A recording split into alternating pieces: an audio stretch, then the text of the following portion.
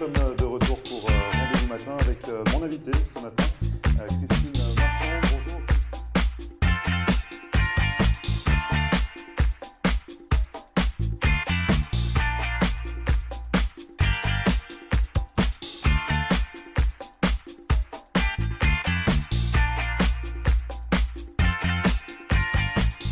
Bonjour à tous, bienvenue, merci de regarder Rendez-vous Matin. Nous sommes le mardi 29 août et ce matin, une fois n'est pas coutume dans l'émission, vous le savez, nous allons passer à table. Et pour passer à table, je reçois ce matin Christophe et Hanan Bibar. Tous les deux ont ouvert le restaurant L'Édito sur Miami Beach. Ils vont nous parler de cette belle aventure. Une belle aventure qui va donner naissance dans quelques mois à leur second établissement situé sur Sunny Isle. On va en parler avec eux dans un instant. Restez avec nous. Juste avant, la météo avec de belles éclaircies pour ce matin.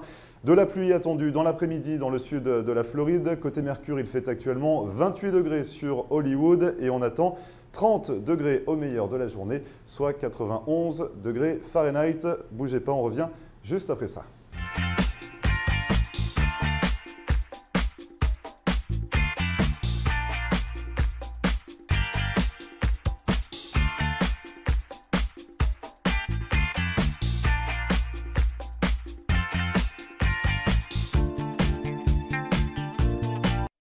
Marcelle Poirier, avocate en droit de l'immigration américaine et membre du barreau de la Floride. Ma vocation est de conseiller mes clients et de protéger vos intérêts afin que vous soyez en mesure de réaliser votre rêve américain qui est toujours bien vrai et réel aujourd'hui. Surtout, n'oubliez jamais qu'un mauvais conseil légal peut vous coûter votre futur et celui de votre famille. N'hésitez pas à nous contacter par téléphone ou sur mon site internet à marcelpoirier.com et nous serons très heureux, mon staff et moi-même, de répondre à vos questions et de vous recevoir au cabinet, j'espère très bientôt.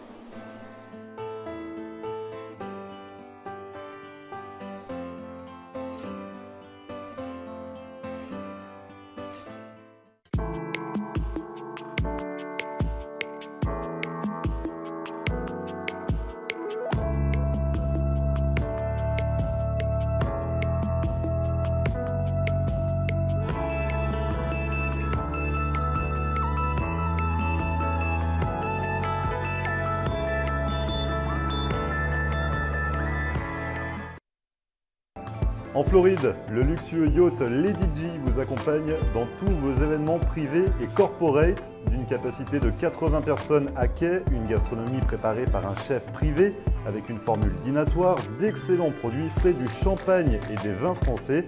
À bord, salon détente autour d'un fauteuil massant et de ses parfums aromatiques et diverses animations comme du sabrage de champagne dans le jacuzzi à débordement, sans oublier l'ambiance assurée sur la piste de danse. Pour tout renseignement, contactez Tania par mail worldeliteconcierge@gmail.com ou par téléphone 305 587 8695.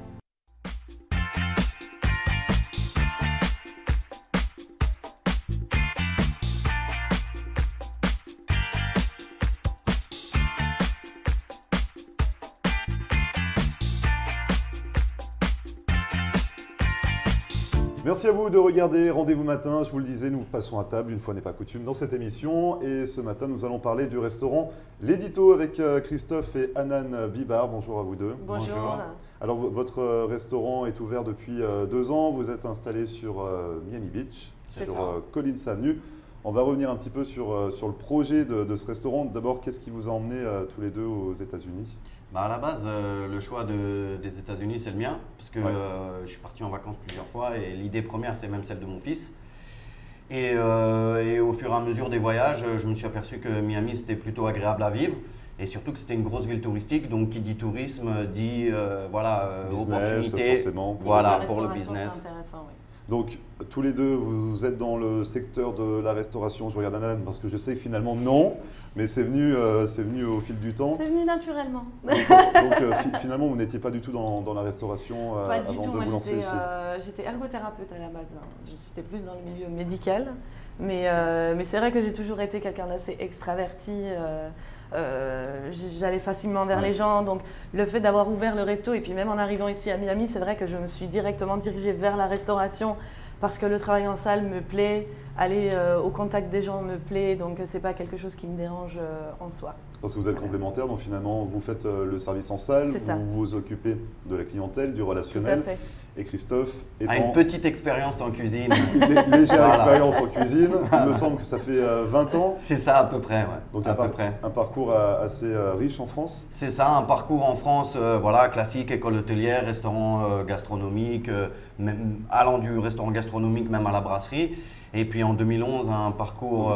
Voilà, parcours classique, mais finalement qui a été un petit peu ponctué de choses un petit peu particulières. Vous avez été participant à la seconde saison de l'émission Top Chef sur M6 en France. Exactement. Donc pour ceux qui ne connaissent pas forcément cette émission, c'est un concours de cuisiniers, donc vous y avez participé. L'émission continue encore aujourd'hui. Tout à fait. Donc finalement, ça vous a fait une certaine notoriété, cette émission? Exactement. Alors ça apporte une certaine notoriété, mais c'est surtout un vrai concours réservé aux professionnels, c'est pas réservé aux amateurs, donc on est quand même trié sur le volet. Donc je pense que dès l'instant où on participe à cette émission, c'est qu'on a qu'il y a un niveau. Un minimum. Et c'est vrai que du coup, après sortir de l'émission, ça ouvre pas mal de portes, ça apporte une notoriété. Mais cette notoriété, elle a un impact vraiment professionnel. Ce n'est pas juste pour être reconnu dans la rue, c'est que professionnellement, ça apporte vraiment quelque chose. Et c'est ce qui fait qu'après, ma carrière a un peu changé. Donc à la sortie de l'émission, vous l'avez ressenti tout de suite? Tout de suite. Dès la sortie après la diffusion de l'émission, forcément, on ne cherche plus de travail. C'est directement les gens qui viennent nous faire des propositions. Et voilà, après, il y a de tout et n'importe quoi. Il faut savoir faire le tri. Mais ça change vraiment une carrière. Donc c'était un beau tremplin. C'était un super tremplin et une superbe expérience en plus. Donc au niveau professionnel, ça vous a ouvert des portes. Vous l'avez également suivi à la télévision, Nan? Au fait, non. Même pas. Vous ne regardez pas M6, vous ne regardez pas Top Chef? En fait, je regardais Top Chef, mais c'était une émission sur deux, etc. Donc, du coup, c'est vrai que je ne l'ai pas regardé à l'époque où il l'avait fait. Mais là, vous le soutenez dans cette là, je aventure. Le soutiens donc, vous êtes venus tous les deux ici, justement. C'est ça, j'essaye de le pousser vers le haut parce qu'on est arrivé ici aux États-Unis dans un but bien précis, c'était d'ouvrir un restaurant. Par la suite, on en ouvrira d'autres, hein, mais voilà, c'est vrai que j'essaye de le pousser vraiment vers le haut parce que je sais que ça lui tient à cœur et que voilà, j'ai envie de le voir épanoui, heureux, donc c'est un peu le but, quoi. Et puis ça galvanise d'avoir sa femme qui vous soutient dans vos projets et à deux, on est plus fort que tout seul. Ouais. Donc l'aventure aux États-Unis dure depuis un peu plus de 2 ans, mais finalement vous, l'aventure dans le restaurant, ça fait 2 ans. Est-ce que ça a été compliqué à monter Est-ce que c'est compliqué de monter une affaire comme ça?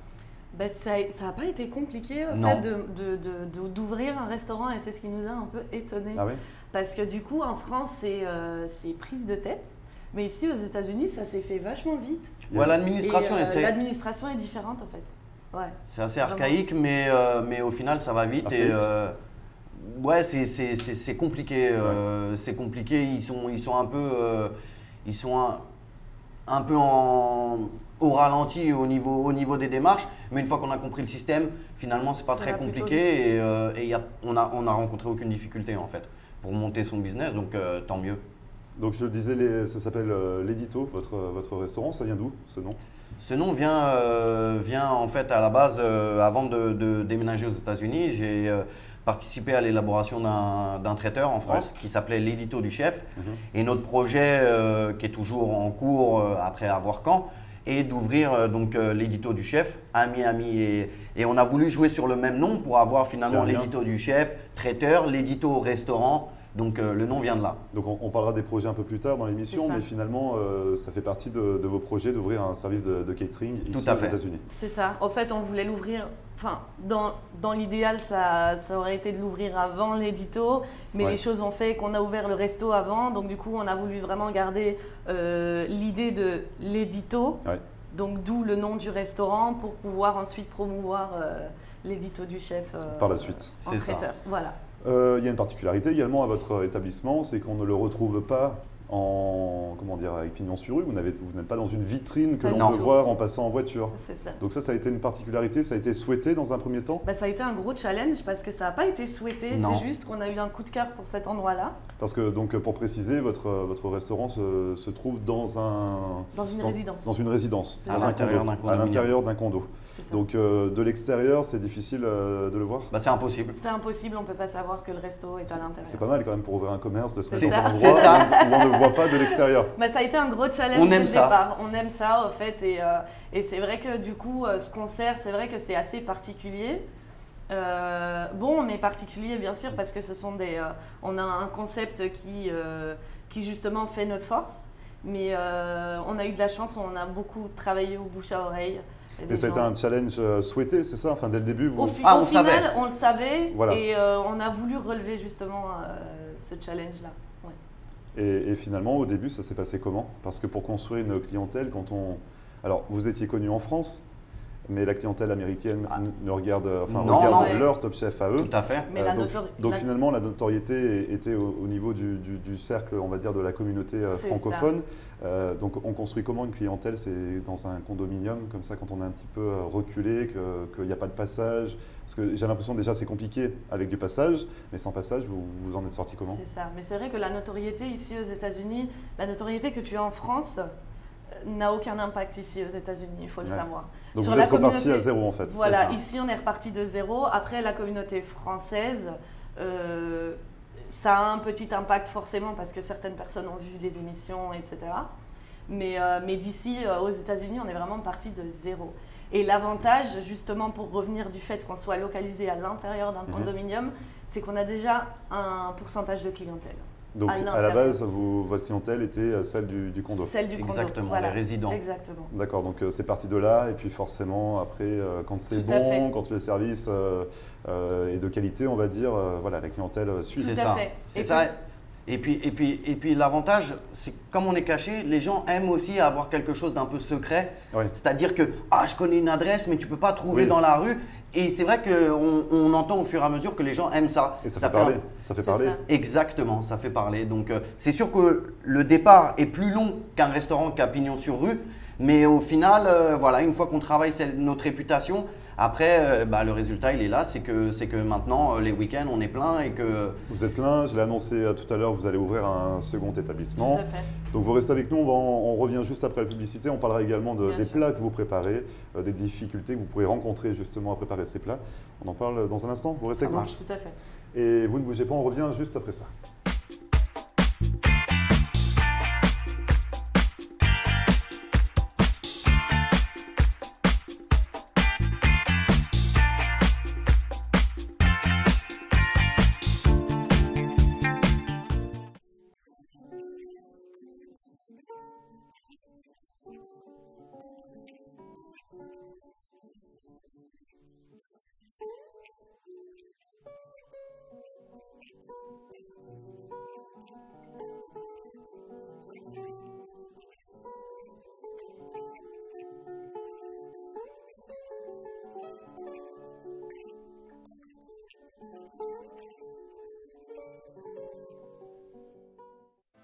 Marcelle Poirier, avocate en droit de l'immigration américaine et membre du barreau de la Floride. Ma vocation est de conseiller mes clients et de protéger vos intérêts afin que vous soyez en mesure de réaliser votre rêve américain qui est toujours bien vrai et réel aujourd'hui. Surtout, n'oubliez jamais qu'un mauvais conseil légal peut vous coûter votre futur et celui de votre famille. N'hésitez pas à nous contacter par téléphone ou sur mon site internet à marcelpoirier.com et nous serons très heureux, mon staff et moi-même, de répondre à vos questions et de vous recevoir au cabinet, j'espère très bientôt.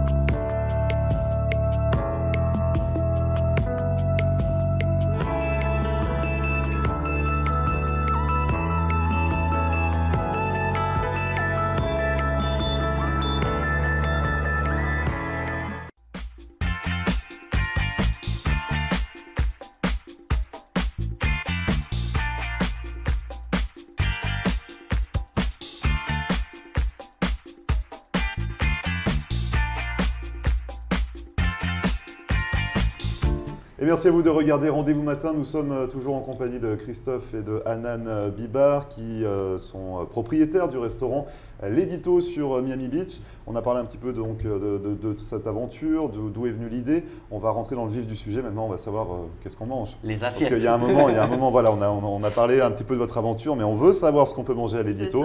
Donc, quel est le style de votre restaurant ? Je pense qu'on est un restaurant international parce qu'à Miami, voilà, la clientèle est internationale. Après, on apporte vraiment cette touche française et cette qualité française qu'on finalement retrouve peu dans les établissements un peu à Miami et même certains soi-disant restaurants français qui se disent français et finalement, voilà, parce qu'on sait que ça fait vendre. Ouais. Mais nous, on a vraiment voulu apporter un plus aux clients et leur faire découvrir ce travail de qualité que j'ai appris tout au long de ma carrière en France, cette rigueur, etc. Et on la retrouve dans nos assiettes.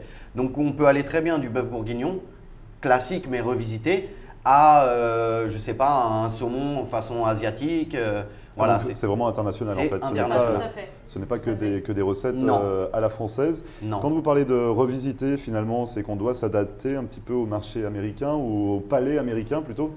Bah, on doit s'adapter à la clientèle parce que c'est pas la même. Donc forcément, les goûts, on doit les modifier un peu. Et puis c'est surtout les produits.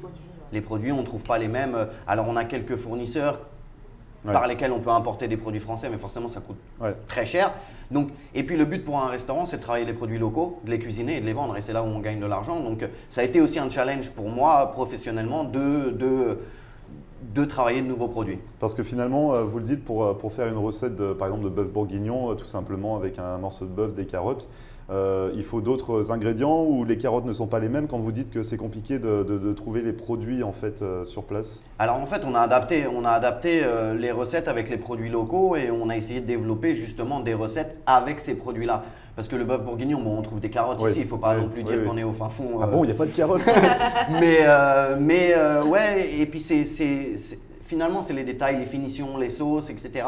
qu'il faut vraiment changer un peu parce que la clientèle est internationale et elle n'est pas que française. Et justement, en fait, vous êtes en salle, donc c'est vous qui faites le lien entre le client et votre chef. Donc c'est à vous en fait qu'on s'adresse en salle, c'est quand ça ne va pas ou quand le goût n'est pas là. Donc finalement, vous rencontrez pas des difficultés, mais vous entendez un petit peu les clients parler par rapport au plat, vous demandez, vous affinez en fonction de la demande des clients? Alors j'ai tout goûté. Oui, déjà. Alors moi je suis la goûteuse professionnelle, mais c'est important aussi de pouvoir expliquer aux clients les saveurs qu'il y a dans tous les plats au fait qu'on a à la carte. Après, depuis qu'on a ouvert, ça fait un petit peu plus de 2 ans. Vraiment, je pense, on n'a vraiment pas eu vraiment de plainte. Il n'y a pas eu de problème. Il n'y a jamais ce que je veux dire, c'est que vous avez un palais français, donc vous avez cette habitude de déguster ces plats-là. Est-ce que les personnes américaines ou d'autres nationalités, on n'a pas forcément le même ressenti, on n'a pas les mêmes envies? Mais pour revenir au fait qu'on soit localisé à l'intérieur d'un condo, donc les gens recherchent justement, cette particularité différente. Voilà, ils savent exactement où ils vont manger. Donc du coup, en arrivant chez nous, il n'y a pas de surprise.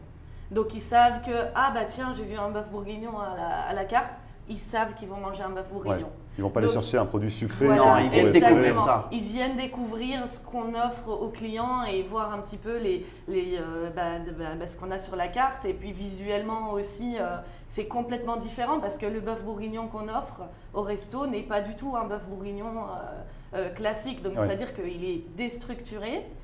Les saveurs sont les mêmes, mais la présentation est complètement… Donc ça aussi, c'est un point fort de votre établissement. Voilà, exactement. C'est qu'il y a une vraie recherche sur la disposition dans l'assiette, sur la construction de l'assiette. Exactement. Pour nous, ça a été le point fort, oui. Ça a été le visuel. Et généralement, à 98% des cas, les gens prennent des photos. Ah oui, à chaque fois? Ouais. Donc c'est un peu le visuel d'un restaurant gastronomique? Oui.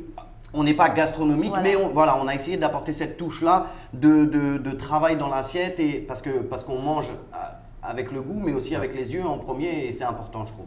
Et est-ce que ça se ressent sur l'addition en fait, finalement, est-ce que cette touche gastronomique, entre guillemets, même si vous ne revendiquez pas être un restaurant gastronomique, mais ce travail sur le visuel, est-ce qu'on le ressent sur l'addition? Parce que généralement, les plats… ça charge. Ça charge Donc bien. oui, ça charge ou non, ça ne charge pas? Ça ne charge pas. Voilà, Nous, pour non. vous, c'est différent. Voilà, on a voulu apporter justement cette touche de raffinement et qui est différent finalement aux clients, sans forcément leur apporter le côté où ça coûte un bras pour venir manger. On a vraiment, et c'est ce qui fait la force de notre restaurant au final, c'est qu'on leur sert des plats de qualité avec un joli travail de présentation à des prix défiant toute concurrence. Abordable. Vraiment. Donc ces plats justement, on en parle ou pas? Parce que du coup on a abordé le bœuf bourguignon, on a abordé le saumon à l'asiatique. Voilà, c'est ça. On a un Qu'est-ce qu'on peut déguster canard à l'orange, on a un risotto à la truffe. Des escargots. Des escargots, on a une vraie soupe à l'oignon aussi. Moule marinière. Oui. Donc on a quand même beaucoup de classiques français. Est-ce que la carte change en cours d'année ou ça se passe comment en fait? On essaye de la changer une fois, voire 2 fois dans l'année. Après, je suis seul en cuisine, donc c'est compliqué de changer la carte régulièrement. Mais oui, et on travaille surtout tous les jours avec des spéciaux, c'est-à-dire des plats du jour, que ce soit entrée, plat ou dessert. Donc ça apporte aussi une petite nouveauté. Les plats du jour le soir, parce que vous êtes ouvert… que pour le dîner. Les plats du soir. Les plats du soir, voilà. Donc, vous avez un ça. plat du soir, très bien, donc chaque soir. Au niveau de l'ambiance de votre restaurant, est-ce que vous avez essayé de transmettre, je ne sais pas, le côté français ou pas du tout? Quelle est l'ambiance dans votre restaurant? Alors on est resté sur le côté un petit peu édito, donc l'éditorial. Ouais. Donc c'est-à-dire que toutes les chaises sont recouvertes de tissus, effet un peu journal, la banquette aussi, pareil, on a mis des couvertures de magazines au mur. On n'a pas fait quelque chose de trop sophistiqué, on a voulu rester très simple, très sobre. Mais du coup, c'est vrai que comme on est très petit, on a mis des couleurs qui font que c'est chaleureux. Les gens se sentent comme chez eux. Donc, très petit, on peut recevoir combien de personnes? 35 places assises entre intérieur et extérieur. Ah, parce qu'il y a également un extérieur. Alors on a une petite terrasse à l'extérieur qui donne sur la piscine et on a une possibilité aussi d'organiser des repas, que ce soit romantique ou anniversaire, parce qu'on a une espèce de petit, on a un petit deck qui donne vue sur toute la baie. Et donc il y a un bel emplacement, donc c'est secret, Voilà, mais dès qu'on l'a découvert, on est content de l'avoir découvert. C'est ça. Donc pour la suite, on l'a annoncé tout à l'heure, l'aventure se déroule plutôt bien pour vous deux. Croise les doigts. Donc après 2 ans dans cet établissement, vous le conservez, mais vous allez en ouvrir prochainement un second. C'est ça. Donc pas très loin sur Sunny Isle. Exactement, un deuxième établissement plus grand. Donc je pense qu'il fait 3 fois la taille de celui-là. Ah oui. Voilà, et totalement différent. On va apporter, on va garder cette même qualité de nourriture, de présentation. Par contre, on va jouer sur le service, on va proposer un peu quelque chose, pas d'inédit, parce qu'en France ça se fait et il ne faut pas oublier que nos racines sont françaises, c'est-à-dire d'apporter un service à table. Il va y avoir des découpages en salle devant les clients, du flambage devant les clients. Donc voilà, on va essayer d'amener encore un autre niveau au niveau qualité et service de plus qu'on apporte déjà à l'édito. Ça va vraiment être une expérience différente. Et donc finalement, ça va être encore plus de travail pour vous deux. Ah, c'est sûr. C'est sûr. Parce qu'il va falloir trouver à gérer le premier restaurant. Vous allez être en salle finalement enfin vous allez être en cuisine dans le second établissement. Oui, on va jouer entre les deux. Au départ, il va devoir y être. Et on a un partenaire qui vient de France, lui, pour prendre en charge la salle du deuxième restaurant. Anan va rester un peu à l'édito parce que c'est son image. La salle, c'est Anan. Finalement, la réussite du restaurant et en salle, ça passe par ma femme. Donc elle va rester un peu là-bas et voilà, nous on va lancer le deuxième restaurant et après on va jouer entre les deux. Alors Anan, vous restez dans l'édito, mais il me semble que vous souhaitez également prendre un petit peu votre indépendance, on va dire, par rapport à cette aventure, parce que finalement c'est votre vie, votre passion, la restauration. Vous êtes venus ici tous les deux, vous avez fondé ce projet ensemble, mais aujourd'hui vous avez également, tout en restant dans la restauration, vous avez envie également de prendre un petit peu votre envol? Voilà, c'est ça. Alors, l'implication dans les 2 restos se fera quoi qu'il arrive parce que c'est assez important et puis ça me tient à cœur quand même. Mais c'est vrai que moi, depuis quelques années, j'ai un objectif, c'est de me lancer dans le prêt-à-porter. Ça a toujours pris du temps, j'ai toujours remis à demain, etc. Mais voilà, j'ai rencontré ma partenaire qui est martiniquaise et avec qui on a un projet qui tient la route, je dirais. Et voilà, c'est une très belle artiste qui fait de très belles illustrations. Donc on va essayer de combiner ces 2 mondes-là. le prêt-à-porter, et les illustrations. Donc voilà, on est en train de travailler sur le projet. Rien n'est fondé pour le moment. Mais c'est l'idée. On est en train de la développer et ça rend plutôt pas mal. Donc beaucoup de projets pour vous d'ici la fin de l'année. C'est ça. Est-ce qu'on a un nom pour ce second établissement? Oui, on a un ça nom. reste. Non, on peut donner le nom. Ah oui. Ça va s'appeler l'Oasis. L'Oasis. Donc l'édito et l'Oasis sur Sunny Isle. Novembre, décembre? Oui, novembre, décembre à la mode Miami, c'est-à-dire que… Donc ça février, dépendra n'exagérons pas, mais ouais, on espère d'ici fin d'année, début d'année maximum. Ça va aller vite. Et pour vous joindre, en tout cas maintenant, pour aller déguster vos plats, vous avez donc une adresse sur Miami Beach. C'est ça. Sur Collins Avenue. 5700 Collins Avenue, 33 140 Miami. Avant l'ouverture de ce second établissement sur Sunny Isle. On peut voir votre carte, avoir des renseignements, vous contacter par… vous avez un site internet? Toutes les infos sont dessus et on est sur les sites de réservation, les plateformes OpenTable, Yelp, TripAdvisor, etc. Donc, de partout. Oui, il faut. Donc c'est l'éditorestaurant.com, les infos s'affichent en bas de l'écran. Voilà. Merci à vous deux d'être venus nous parler de votre belle aventure. Bonne continuation pour l'Oasis, bonne continuation pour vos créations. Merci. Et puis vous revenez quand vous le souhaitez. Avec plaisir. Avec Merci plaisir. à vous. Merci beaucoup. Et vous ne bougez pas, on revient juste après ça.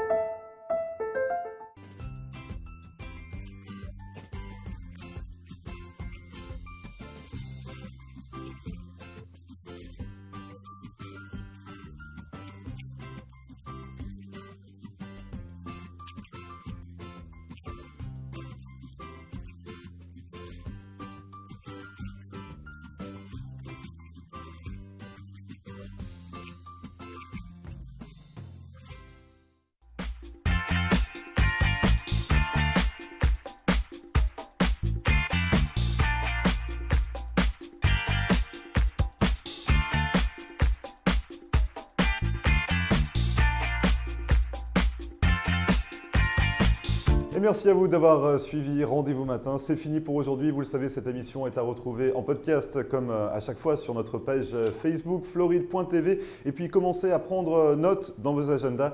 Nous préparons une grande soirée le 28 octobre prochain dans le cadre des French Weeks organisés par la Chambre de commerce franco-américaine. On vous en reparle très prochainement. Ce sera le samedi 28 octobre. En attendant, nous, on se retrouve demain pour une nouvelle émission avec Maître Marcel Poirier pour sa rubrique consacrée à l'immigration et Sylvie Delenclos également, notre chef qui nous concoctera sa recette. Demain pour l'émission, on se retrouve donc dès 9 h. En attendant, je vous souhaite une excellente journée. À demain.